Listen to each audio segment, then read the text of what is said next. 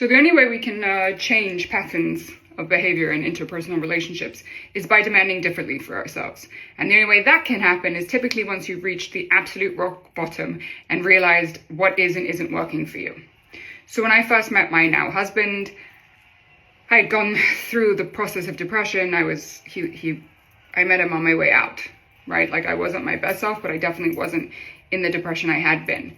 And in the beginning, he was calling me, right, every day. And that's the level of attention I wanted. I was at the point in life where I was going to be unapologetically demanding the things I wanted for myself, right? Because if I don't ask for them, no one else will, right? And like the guilt and fear and shame of wanting certain things when you're younger prevents you from saying what you want. But no, after depression and divorce, I'm saying everything. And I know I'm really high maintenance when it comes to attention, like, you know, and I have an emotional peanut allergy. So like, it's all bad, but also great.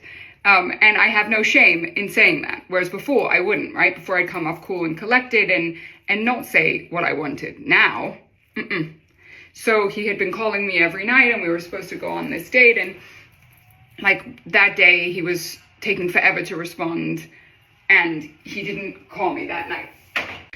So I sent him a voice note that was basically like, you know, hi, thanks, but this isn't going to work for me. Like I'm as much as I'm into you from the, you know, the little I knew about him, I am not at the place where a person responding in 7 hours, like we're playing a game, and taking forever to call me back or to call me at all, like that's not going to work for me. And I knew that. And I had no shame in telling him that, because what's he going to say? Okay, like you're not for me, or okay, you're crazy, or okay, whatever. Like, I don't care what he says. If I want my needs met, then I need to speak up. So I said to him politely, sorry, it's not going to work. Like, we're incompatible. And if we're incompatible now, like, we're just going to get worse in the future.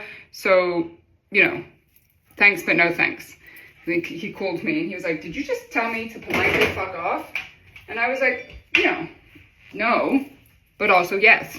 It's not disrespectful. I don't mean anything in a bad way, but if I know what I want and the attention that I'm seeking or whatever it is, right? It's not, this is a proverbial situation.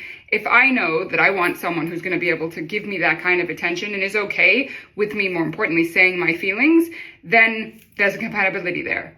If you're not able to even get here with me, not going to work. And that's okay. Like, you're amazing, you're magical, but so am I, and that just means we're different kinds of unicorns, and that's okay. But it took me 40 years to be able to get that, right? Because before I'd be like, oh no, I like him, I need him to need me.